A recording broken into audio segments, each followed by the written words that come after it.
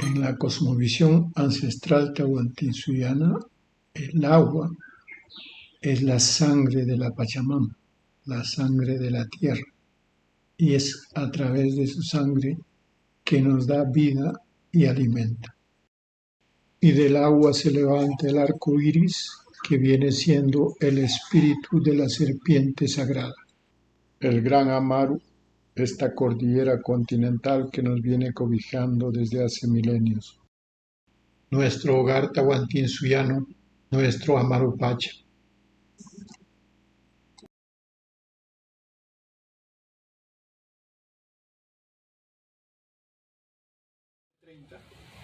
Tocaba el punto número 6 de la Agenda 2030. En cuanto al punto número 6, vamos a leer lo que dice. El título del punto 6 dice agua limpia y saneamiento, y lo describen así: garantizar la disponibilidad y la gestión sostenible del agua y el saneamiento para todos. Eso es todo lo que define como objetivo la Agenda 2030. Algunas descripciones específicas dice, por ejemplo, de aquí al 2030, lograr el acceso universal y equitativo al agua potable a un precio asequible para todos. Lo que se entiende por el agua, o sea, ¿qué es el agua? ¿Qué significa el agua para cada uno de nosotros? El agua es vital, ¿no? O sea, es una necesidad básica para toda la humanidad en general. Y entonces, partiendo de eso, ahí en la agenda que acabas de leer, 2030, en ningún momento dice que eso sea gratis, y debería ser gratis. ¿Por qué? Porque es parte de nuestra necesidad básica y no creo que haya otra forma de cubrir esas necesidades. Porque el ser humano, al margen de la economía que pueda tener, no se puede discriminar ese tipo de necesidades, ¿no? Entonces creo que ahí la Agenda 2030 no dice en ningún momento que es gratis, por ejemplo, que debería decir. El agua es parte de la vida. Si no hubiera agua, no hubiera vida para el mundo entero. Y tiene un costo casi igual a la leche. Y ahí en el documento, como dice la compañera, no dice gratis. Y aquí para tener una concesión de agua cuesta mucho dinero y sale demasiadamente caro. Le pongo entonces, para mí es una mentira. Y como se repite en todos los puntos de la agenda, las Naciones Unidas hace un juego de palabras, ¿no? Presenta cosas bonitas, pero todo es al revés. Pero antes de juzgar lo que está afirmando las Naciones Unidas, quería que reflexionemos incluso más sobre el agua, ¿no? Más profundo. En realidad el agua, si somos serios con visualizarla, nosotros somos principal y fundamentalmente agua. O sea, estamos hablando de que el 70% de nuestro cuerpo, de nuestro organismo, está constituido por agua. Eso por un lado. Por otro lado, el 70% del planeta, de todo el planeta, está constituido por agua. Por otro lado, la tierra, el suelo, ahí donde usted ve el suelo en cualquier lugar, salvo en los desiertos, en el Sahara, en los desiertos áridos, salvo en esos suelos, en todos los suelos, está integrado el agua. Hay muchas naciones ancestrales que tienen práctica de sembrar el agua. Cuando usted va a sembrar el agua en cualquier terreno donde no hay agua, simplemente cava un hoyo, pone algunos elementos naturales, minerales como sal y otros, y al cabo de un tiempo, si se pone en la cantidad adecuada, en el momento adecuado y en la forma adecuada, al cabo de un tiempo el agua empieza a brotar. Eso es una de las técnicas de siembra de agua. ¿Por qué? Porque el agua está en la misma tierra. O sea, el agua no solamente está en el río, no solamente está en el mar, no solamente está en el subsuelo, no solamente está en la nube, no solamente está en la nieve, sino está en la misma tierra también. Entonces, hay otra tecnología de cosecha de agua del medio ambiente. Con unos aparatos muy simples se logra captar el agua que está en lo que ahorita nos rodea. Lo logran captar y lo logran extraer. ¿Qué quiero decir con todo esto? El agua somos nosotros como seres humanos, el agua somos nosotros como planeta, y el agua es el componente fundamental de nuestro ser, incluso a nivel de personas con pensamientos, sentimientos y espíritu. Está probado científicamente que el agua tiene un comportamiento diferente cuando recibe un tratamiento diferente. Por ejemplo, si tú tienes una actitud de desprecio al agua, maltratas al agua, tienes una actitud negativa, el agua reacciona y cristaliza de manera diferente y establece un lenguaje de comunicación que hace saber que está de manera descontenta o está sintiendo esa agresión, mientras que cuando tú haces ceremonias, le tratas bien, le respetas y todo, el agua cristaliza diferente y crea formas maravillosas, hermosas, a través de cuyo mecanismo te está diciendo que está recepcionando. Es decir, hay una sensibilidad en el agua que ha sido ya probada por experimentación científica, ¿no? Entonces, ¿qué queremos decir? El agua, y a través del agua ha transcurrido la memoria de la humanidad y del planeta durante millones de años. En el agua está, y a través del agua nosotros tenemos memoria genética también gracias al agua. Por eso es de que en las ceremonias ancestrales se trata al agua con cariño, con respeto, con amor, se agradece. Y cuando uno trata de esa manera, el agua recepciona esa actitud y se comporta en coherencia. Por eso es que en las comunidades decían, si haces bien la ceremonia de agradecimiento al agua, si todo lo haces como tiene que hacer, ese año va a haber buena cosecha, va a caer buena lluvia, va a haber... Es decir, el agua está reaccionando, está respondiendo a tu actitud de cariño. Eso es así.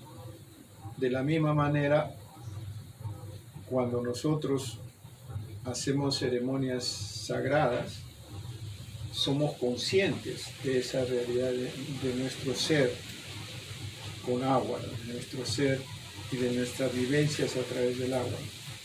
De repente, con el transcurrir de los tiempos, lo hemos ido olvidando, ¿no? Y hemos ido olvidando ese elemento tan importante y hemos ido olvidando nuestra propia relación personal con el agua. Caemos en la incoherencia que el sistema nos enseña. Es una incoherencia no respetar el agua desde el punto de vista de nosotros mismos. Tomar el agua que necesitamos. El agua que necesitamos, el agua limpia, esa agua que necesitamos que hace que fluya nuestro metabolismo de manera eficiente, adecuada, saludable, ¿no? No lo hacemos porque el sistema nos enseña otro tipo de costumbres, nos enseña que hay que tomar la soda, que hay que tomar la naranjada, endulzada, que hay que tomar cualquier refresco, pero no agua. Ahora que tenemos una gran sed, una gaseosa, una cerveza helada. Entonces nos van cambiando las costumbres y poco a poco le vamos faltando al agua y nos va faltando agua y enfermamos, ¿no? Definitivamente ya lo está mercantilizando el agua, sí o sí, ¿no? Esa agua que es la misma de siempre, o sea, desde que el ser humano existe, esta agua es la misma. Ahí donde llueve, se filtra, sale en la manantial y se va al mar otra vez, así. O sea, esa misma agua desde, no sé, miles de años sigue siendo esta agua de ahora. Millones de años, la misma agua, solo que se recicla. Ahora el problema es de la que se está contaminando, eso y es el hombre, ¿no? Por eso decía que en el agua está la memoria ancestral de todo el planeta y la comunidad nació de todo. Por ese mismo hecho, ¿no? No hay. Y la idea de que nos aterrorizan con que se va a acabar el agua y no sé qué y no sé cuánto, que se va a volver el oro del mundo, es parte de una premisa falsa, ¿no? Y el agua no desaparece, se recicla, o sea, vuelve. El agua que nosotros estamos mirando hoy, sintiendo y bebiendo hoy, que forma parte de nosotros hoy, es la misma agua que viene de millones de años, que va reciclándose. Y es cierto entonces que portadora de algún modo de nuestras memorias, ¿no? Ancestrales desde tiempos inmemoriales. Se sabe que en las culturas ancestrales del Tahuantinsuyo, y mucho desde sus raíces, se practicaban estas costumbres, lo que la espondilus concentra, lo que ha almacenado, lo que ha captado y lo que tiene en síntesis en la memoria y la vida del planeta, de todos nosotros, desde sus orígenes. Esa es la importancia, porque particularmente el espondilus ha sido y aún sigue siendo una parte fundamental de la ceremonia sagrada del agua. Entonces lo que en síntesis quería decir es, el agua somos nosotros. Y a veces cuando no respetamos el agua terminamos irrespetándonos nosotros mismos. Como dije, a veces somos inconsistentes o incoherentes y incluso nosotros no estamos más estrechamente vinculados respetuosamente con el agua. Y enfermamos y ahí recién nos acordamos. Cuando hay problemas recién nos acordamos, pero tenemos que tomar así. Vamos a tomar conciencia de que cuando hablamos del agua no hablamos de un recurso natural, estamos hablando de nosotros mismos, como personas, como humanidad y como planeta. El río, ¿no? El río que tanto, no sé, a mí también me hace. Si me hablas de agua, como decís tu tema favorito, el agua, y me lleva al río, ¿no? Así como el agua en movimiento y el agua dirigida al mar. No sé, hartas veces hemos caminado por el río y somos, yo también estoy de acuerdo con que somos el agua, ¿no? El gran espíritu del agua, o el gran espíritu manifiesto por ahí más claro en lo que es el agua. Y me enseña un montón, el agua me enseña un montón, el río me enseña un montón. El fluir, el acompañar, respetar las fuerzas del río, el no resistir, todo eso me enseña el agua del río. Eso creo que deberíamos pensar un poco, ¿no? Siendo el agua lo que es válido, es justo, es lícito que el agua sea una mercancía. En mi parecer, en mi opinión, no tratar al agua como una mercancía es tratarnos a nosotros como una mercancía. Es decir, el agua, a diferencia de cualquiera de los cursos naturales de la vida, es sagrada, la vida misma, y yo entiendo que el simple hecho de nacer ya nos da ese derecho natural al agua. Así que nadie, ningún ser humano, ningún ser vivo debería ser deliberadamente privado del agua, porque es su vida, es la vida. Entonces el agua para mí es un derecho natural, no es un derecho humano. es un derecho natural. No es ni las Naciones Unidas ni ningún organismo que tiene potestad de decir usted tiene derecho y usted no tiene derecho, o dar o quitar derecho. Derecho natural viene contigo cuando naces, así lo entiendo. Entonces el derecho de todo ser humano a tener acceso al agua, ¿no?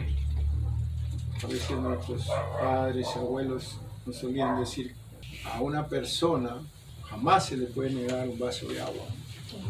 Entonces es un principio, es una acción, es una manera tajante de decir es un derecho natural. Entonces, ¿qué ocurre de que en esta agenda lo que se propone es el acceso universal, equitativo, etcétera, etcétera, al agua, lo dicen de la manera, dicen, no, acceso universal y equitativo al agua potable a un precio asequible para todos. Hay como 1.000 millones de personas en el planeta que viven con un aproximado de $3 al día. Y la pregunta es, ¿cuánto le vas a cobrar por el agua a estas personas? Esto es una incoherencia absoluta. Entonces el agua no puede ser mercancía, no puede tener precio. Y todos tenemos el mismo derecho al agua. Ahora, ¿qué ocurre? Nos dirán, bueno, pero el agua que está en el río todo el mundo podía tomarla, pero el que está en tu caño ha supuesto un trabajo, una implementación, costos, etcétera, y hay que pagar eso. De acuerdo que ahí hay un valor, un trabajo, ¿no? Eso no es innegable. Entonces la pregunta que surge, bueno, ¿para qué existen entonces los estados? O sea, ¿por qué se crearon y para qué sirven los estados? ¿Qué son los estados? El Estado somos todos. El Estado, y para ser Estado te cobra impuestos y todos pagamos impuestos. ¿Y para qué son esos impuestos? Para que el Estado te provea de los servicios básicos fundamentales. Lograr a las poblaciones que llegue el agua, ¿no? O sea, la potabilización, todo lo que sea necesario para que llegue a la casa y que puedas tener el. Entonces, eso es responsabilidad del Estado, porque para eso te pide impuestos, para que provea de servicios, así como de agua, de servicios de salud, de comunicaciones, de energía, etc., ¿no? Pero particularmente en el caso del agua, es posible y debería ser su obligación proveer gratuitamente el agua a cualquier y a toda la población. Hablamos ya del agua potable, no del agua que uno va al grifo. ¿Y de dónde sale ese dinero? De nosotros, que pagamos para ese impuesto. Entonces, Eso no sucede. no sucede, claro, pero estamos viendo de que la idea de que el agua potable gratuita no es una locura. No, claro. Es perfectamente factible. Y entonces tiene que estar en mente nosotros que existe esa posibilidad y que el derecho al agua sí se puede respetar. Si es que hubiese voluntad, sí se puede ejecutar. Y hay experiencias. Gaddafi proveyó de agua en un país desértico, agua potable a todos, de manera gratuita. Entonces, ¿por qué? Porque tenía el petróleo, el Estado ganaba intereses por el petróleo, y a raíz de ese petróleo, agua gratuita, luz gratuita, servicio médico gratuito, educación gratuita, tierra gratuita para trabajar la tierra, y carro también semi gratuito, la mitad del carro para el Estado. Como uno dice, ¿qué locura es eso? Sí, porque él estaba sacando el dinero del petróleo que estaban extrayendo de Libia, que pertenece a todos los libios, por lo tanto ese dinero tenía que usarlo en servicios. Entonces, era lógico y natural que el agua perfectamente podía garantizar que sea gratis, y no solo el agua, sino muchísimos otros servicios. Eso para demostrar que sí es posible, que no es una locura, que es perfectamente posible. Chávez en Venezuela tuvo más recursos de petróleo, sin embargo nunca hizo eso. O sea, no es que no se pueda, sino ya ahí entra la voluntad. El primer punto que me gustaría que nosotros, al menos que quedamos claros, ¿no? Es un derecho natural, por lo tanto los estados tendrían la obligación de proveer gratuitamente agua potable a toda la población, sin excepción. Quería aclararles acá un concepto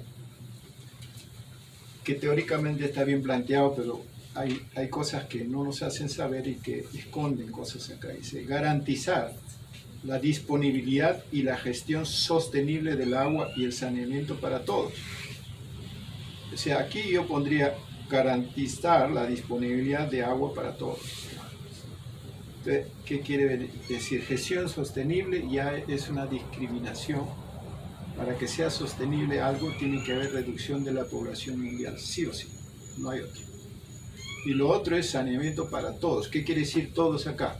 Si 1.000 millones de personas solo tienen $3 al día, ¿cómo van a tener agua comprada? Es posible. Entonces, ¿a qué se refiere con todos? Aquí el problema, nunca lo van a decir, pero es ese. Ellos desarrollaron un concepto, se dice universalizó, de que las corporaciones, desde el punto de vista legal y de la personería jurídica, son exactamente lo mismo que un ser humano. ¿Entiendes? O sea, tú eres un ser humano, personería jurídica, con derechos, todo, inalienables, igualito que tú, la corporación de Monsanto. Entonces, cuando dicen para todos, está incluyendo a las corporaciones. Entonces, cuando el agua y la disponibilidad de una corporación, dice, yo quiero para mí también tener disponible, yo soy Coca-Cola, yo quiero toda la reserva de esta agua, de este país, para poder usarla, porque yo soy una corporación. O sea, soy ser humano en cuanto a derecho, pero en cuanto a obligaciones no. Claro. Entonces agarro todo el agua, la dispongo como me da la gana. Entonces, cuando dices aquí para todos, se refiere a todos nosotros, incluyendo la corporación. Ahí de refilón entra la corporación. Y cuando entra las corporaciones, entramos al problema. Ahí es donde entramos al problema. En Chiapas, en particular, la Coca-Cola, Desde 1995 tiene la concesión de todo el agua subterránea. Es agua subterránea que usaron los mayas desde tiempos inmemoriales y que estuvieron de manera prístina, es ahora concesionado a la Coca-Cola. La Coca-Cola pone su planta en Chiapas, San Cristóbal de las Casas, ¿no? El mismo lugar donde se levantaron los zapatistas. Ahí mismo y en las narices y bajo consentimiento de la guerrilla, Coca-Cola impone la concesión que el Estado le da y la planta de Coca-Cola. Entonces ahí está aplicándose el principio de agua para todos, para nosotros y para la Coca-Cola también. Ahora, ¿qué pasa a partir de ese momento? Y hasta hoy en día, la población de Chiapas tiene 3.000 muertes al año por diabetes, segunda causa de muerte. La primera es paro cardíaco, enfermedades cardíacas, todas relacionadas a la sobredosis de azúcar, ¿no? ¿Y qué pasa en Chiapas? Que Chiapas no bebe agua, bebe Coca-Cola en sustitución del agua. El precio del agua que la Coca-Cola dispone es más caro que el precio de la Coca-Cola. La gente en su economía miserable tiene que ver lo que es más barato, la Coca-Cola. Y una vez que sucede? claro, ahorita en toda la pandemia han muerto miles con diabetes y le pusieron COVID. Pero el problema era la diabetes. Tanto es así que la chamán más conocida y requerida por la población indígena hace sus ceremonias sagradas con Coca-Cola en vez de agua. Se Tiene modernizó la tipa. su máquina expendedora de Coca-Cola ahí por si le hace falta alguien más. Entonces una entrevista y le han dicho, pero ¿no le parece que la Coca-Cola puede ser? No, yo tomo 50 años Coca-Cola y mira, una gordita así que ya está para irse a la otra. Pero en fin, ella se siente bien. Claro, hay un aspecto clave en esto que siempre, creo que contigo hemos comentado. una cosa vendrían a ser Los designios de la industria alimentaria y otra cosa es lo que decida nuestro organismo y nuestro ser. O sea, no porque nos metan cantidades alucinantes de azúcar, nuestro organismo ya va a sucumbir. O sea, nuestro organismo hasta el último te va protegiendo, hace lo posible. Pero va a llegar un momento en que lo rebasas, ¿no? Y es lo que pasa con toda esta gente. A los 50 años promedio ya están cayendo, ¿no? Se alargan una diabetes de 20, 30 años y ahí caen. Se llegan a 50 años ya. Y todos resignados, o sea, se murió del corazón, de lo que sea, pero no. Y en la ceremonia de entierro te han tomado Coca-Cola. Y son diabéticos, y saben que son diabéticos, y saben que no deben tomar. Hay suficiente agua, y las Naciones Unidas lo admiten, ¿no? O sea, dice bien claro de que hay suficiente agua dulce en el planeta para lograr este sueño de abastecer. Porque el agua no desaparece. El agua no desaparece. Hay suficiente. Y el tema de la contaminación del agua. Claro, el problema es ese. Ese es el problema. No es que no haya. Ese es el problema. Entonces, problema del agua tenemos, problema de la minería, la agroindustria, la industria mecánica, la electrónica y todo el desarrollo moderno. En todo. Para procesar litio, para procesar oro, o sea, en todo hay un proceso de contaminación. Ese es el mayor problema que tenemos ahorita. Entonces, ¿qué ocurre? Como es agua para todos, la corporación minera dice, bueno, yo quiero mi cuota de agua porque yo produzco minerales, yo traigo desarrollo, yo hay trabajo, entonces yo necesito tantos miles de litros por segundo. Y esa es mi necesidad y tengo derecho. Y se le da. Y en contraparte, la comunidad vecina, de población de 10.000 habitantes, va a ver contaminada su fuente de agua. Y esa es la constante en Perú, en Argentina, en Bolivia, en Chile, aquí. Eso es lo que estamos viviendo, ¿no?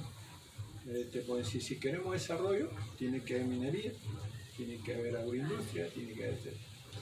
Pero la pregunta para nosotros es,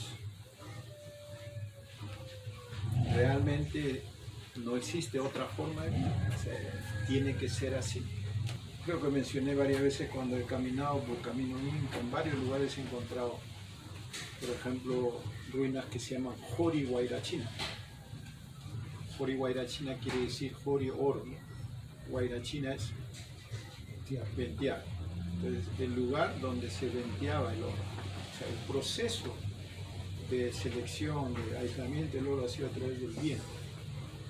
No ha sido como se hace ahora. O sea, no es que no haya otras soluciones, sino que siempre la industria busca la solución más barata para ella, la solución más rentable. Hay otra solución que puede costar un poquito más, pero igual estás ganando. Y, lamentablemente la corporación dice, yo tengo que ganar más, más y más, y no me importa la consecuencia que trae. No es que no haya soluciones, ¿no? Sí hay soluciones para el saneamiento, ¿no? Hay soluciones para todo, o sea, pero no son tan baratas a los ojos de la corporación. Pero para nosotros como sociedad sería conveniente, ¿no? Yo pongo esto y sí es una minga, ¿no? Y todo el mundo trabajó y al final llegó el agua y todos tenían agua y era gratis, nadie tenía que pagar nada. Pero ahora resulta que la comunidad con dirigentes comuneros y todo eso decidieron que el agua tenía que pagarse. Ahora viene un municipio y te pone una tarifa, hay que pagar. ¿Para qué? Para mantenerlo, ¿no? Claro. O sea, antes se hacían mingas, ahora no, hay que pagar mantenimiento, ¿no? O sea, no es que no haya solución, sino que el modelo de sociedad como nos está encaminando no permite soluciones prácticas, factibles, más económicas para nosotros, ¿no? Y ahora agua a las comunidades en el riego y todo. Y que se recuerde, es como tú dices último, ¿no? Un poco el trabajo comunal, en conjunto, de comunidad, ¿no?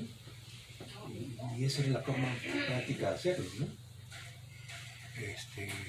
Y no con ese afán de lucrar, ¿no? Sino que se viene para todo como una necesidad importante, ¿no?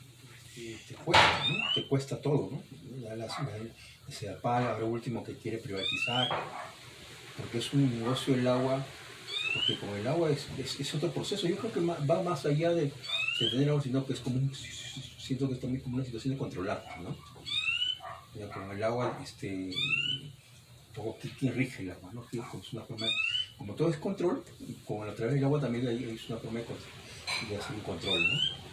Quien va, paga, quien no paga, si no pagas, te cortan, toda situación que te permite el sistema, ¿no? O sea, el sistema en el cual nosotros estamos es un sistema neoliberal, capitalista, que todo es cuestión mercantil, todo mercantil.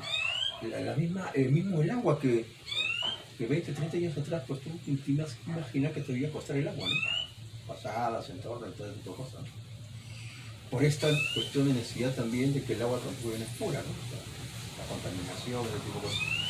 Entonces yo creo que todo eso obedece a un plan, ¿no? Evidentemente, como toda esa situación, ¿no? Y para eso poco, ¿no? Hay una resistencia en las comunidades, en las cuencas, acá mismo, ¿no? O sea, se gana el litigio para que las cuencas cabeceras no sean concesionadas por las mineras y las cuestiones priorizando el agua, ¿no? Las soluciones ya se han practicado y se dan, ¿no? Evidentemente, sino que uno se asume bien, ¿no? En cada gobierno, en cada gestión que se pueda hacer. Todo el mundo, todo el tiempo nos han controlado, nos han tenido controlados de todo, y es aquí que ahí tenemos el agua es controlada, más gastas, más pagas. Te están controlando, tienes ahí tu medidor, te controlan, y no debería ser así, porque por ejemplo, pongo un ejemplo, si debe clasificarse para qué tú la gastas en beneficio o no. Por ejemplo, debe tener, digo yo, un costo si tú siembras una lechuga, algo que vas a comer o vas a regalar a tus vecinos, que es una necesidad prioritaria para la vida. Por ejemplo, los grandes negocios que tienen el agua en las piscinas, y es agua potable, agua de la llave, y en las piscinas. Entonces no hay control, en nada hay control.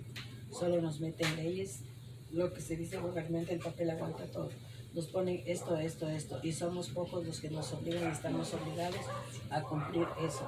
Se puede decir la clase que no tenemos dinero, porque quienes hacen las leyes son los que nosotros les pagamos, porque son empleados de nosotros y a veces no lo aceptan, nos castigan a nosotros, cuando nosotros somos los jefes, nosotros somos los patrones, porque con los impuestos de nosotros se pagan los sueldos y ellos hacen cosas que no nos beneficia la asamblea. ¿Quiénes son los asambleístas? ¿Cuántos hay?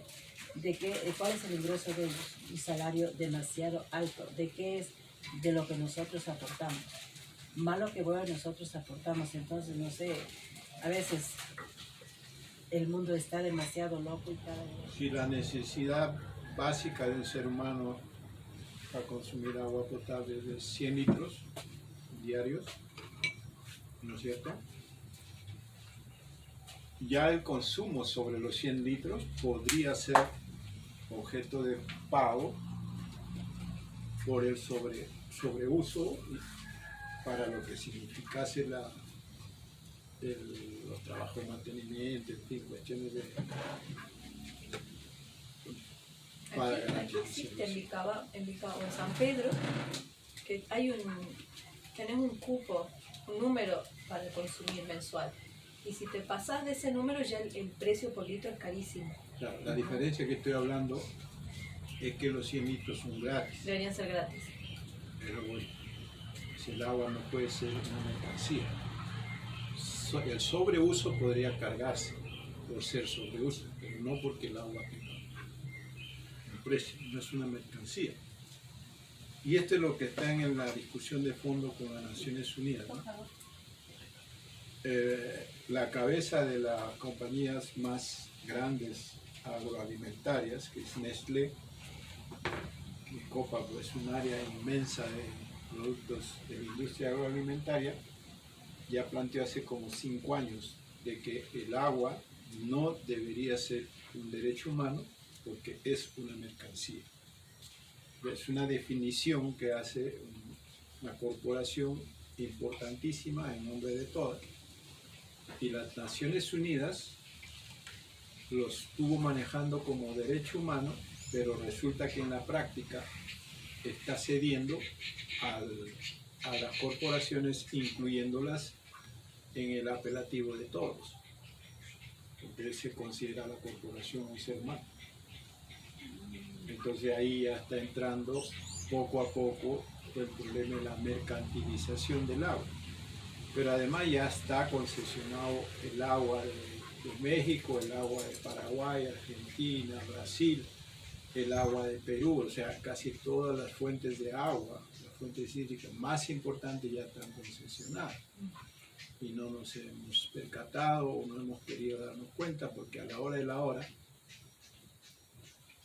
concesionar el agua, la misma agua que tengamos que tomar cuando no haya el caño, vamos a tener que pagarla a la Coca-Cola.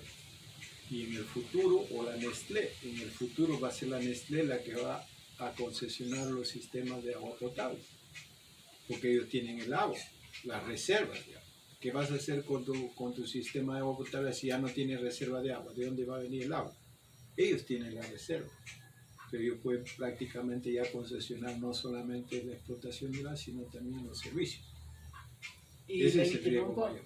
no nos vayamos lejos, perdón que le interrumpe antes que se vaya la idea. Aquí en Vilcabamba la estamos viviendo. Aquí tenemos la Vilcagua, que la compramos. Compramos el botellón de agua este aquí. Y les digo, el negocio del agua es un negocio que deja mucho. La Junta de Agua compró y tiene mucho dinero la Junta de Agua. Y otra cosa, Cagville es de las juntas de agua de Vilcabamba. ¿Cuál? Cagville, la cooperativa de ahorro y crédito Cagville es de Vilcabamba. Y creo, no tengo bien seguro pero los de la Junta de Agua de Cucanamá, de todo eso, reunieron los fondos y creo que ellos son los fundadores del Banco Cagville. Si el ser humano, si la humanidad no recupera el respeto, el cariño y el agradecimiento al agua, se va a auto-inmolar, diría yo, porque es cuestión de tiempo cómo va a evolucionar. Si ya nosotros terminamos aceptando que el agua es una mercancía, el curso de los acontecimientos va inevitablemente por el encarecimiento de esa mercancía. Es como si alguno de ustedes ha visto ya algunos artículos que hablan que el oro del futuro va a ser el agua. Son las proyecciones. Entonces esa mercancía, imagínense, el oro del futuro, estamos hablando de un crecimiento del costo que va a ser monstruoso, inaccesible para la mayoría de seres humanos. Eso es lo que está en juego. Y la única manera de cambiar el curso de los acontecimientos es que volvamos a mirarnos en el agua. Somos agua. ¿Cómo podemos nosotros convertirnos en mercancía? Trastoca todo el orden natural, ¿no? Tiene que haber de alguna manera por lo menos un contraste de opiniones, ¿no? Porque de no ser así, el proceso va a ser mucho más rápido en cuanto al control total del recurso agua. Aquí están diciendo claramente que para el 2030, por ejemplo, va a haber una cantidad impresionante de Muchísimas gracias, bendiciones. países que están expuestos a la sequía, ¿no? Mucho más que ahora en el África, lo cual significa que la muerte por inanición en el África se va a disparar. Ya no solo como es ahora, sino va a ser mucho más alta y está anunciado por las Naciones Unidas. Entonces, si nosotros volvemos a ver el agua de otra manera, entonces en cualquier lugar donde estemos vamos a tener que comportarnos de una manera diferente. Y como de alerta, pues, de que estamos caminando en un camino que lo vamos a sufrir como humanidad, o sea, que es una locura, como dicen, ¿no? Nunca debió, ni siquiera por insinuación, aceptarse que el agua es una mercancía. Y a estas alturas hay que remontar ese concepto. El agua es nuestro derecho natural a la vida, somos nosotros, ¿no? Le merecemos respeto, cariño, celebración, cuidados, etc. Esa es nuestra relación con él. Entonces, si el acceso en las ciudades al agua se hace a través de trabajos significados es responsabilidad de cada Estado proveer sus servicios gratuitamente. Claro, es la necesidad básica, si son 100 litros o son 200 litros, no sé, lo que se decida, en adelante ya es un sobreuso, que en ese caso sí debería ser pagado, porque al haber un sobreuso perjudica de alguna manera a otros, entonces se está desbalanceando. Entonces el sobreuso sí, obviamente, debería ser pagado. Las fuentes de agua, los subsuelos, los nevados, los ríos, los manantiales no pueden ser objeto de concesión ni de compra ni venta. En la medida que no es mercancía, no puede haber eso. La Coca-Cola no tendría que recibir una concesión de explotación porque no es mercancía el agua. No tendríamos que pagar por eso. Y en mérito a que Coca-Cola te va a vender el agua que está ahí y siempre estuvo ahí. ¿Qué hizo Coca-Cola para tener derecho a vender eso? Lo único que hace es ponerle un tubo, envasar y venderte y ganar millones. Por eso decía que en Chiapas el agua cuesta más caro, el agua que vende Coca-Cola cuesta más caro que la Coca-Cola, ¿no?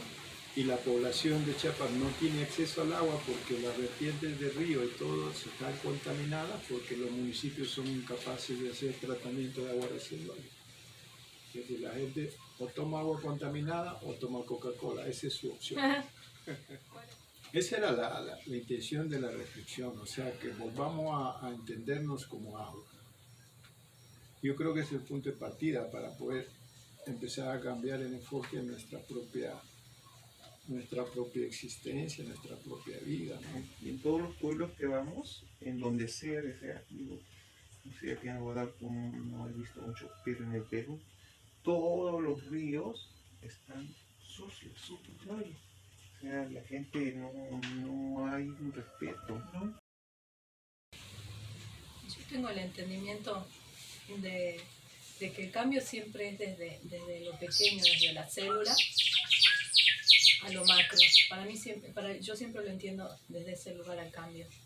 Y así las grandes corporaciones sean las que manipulan o aprovechan esto, de alguna forma es la demanda, es nuestra demanda la que hace que estas corporaciones existan, ¿no? Y lo que alimenta este modelo es la división entre nosotros. Mientras más divididos estamos, más engordan las corporaciones. Entonces,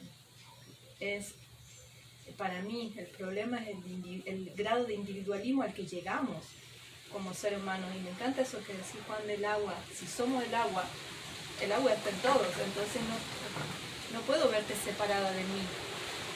Pero de alguna forma hemos llegado, no sé por qué razón, hemos llegado a un estado de aislamiento en el que no podemos convivir, entonces ni siquiera podemos compartir casa porque ya no nos llevamos bien, no tenemos las mismas, no sé, cada uno tiene su teléfono celular, cada uno tiene su refri, cada uno tiene su televisor. Y con eso, cada vez que cada individuo demanda más para uno, las corporaciones engordan porque dicen, en vez de producir para una familia, produzco para los 10 integrantes de la familia. Y eso hace que se utilice más agua en la explotación minera, en la agroquímica. Yo creo que la trampa en la que estamos todos metidos es el individualismo, el estado de separación que tenemos entre nosotros.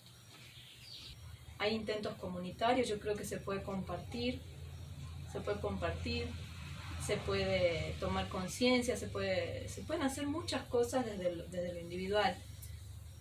Pero también hay un deseo como muy inconsciente de todos de experimentarse en su máximo individualismo. No sé, yo noto así como que es parte de la experiencia humana, que cada uno llegue a tener su televisor y no su vaso de agua, ¿no?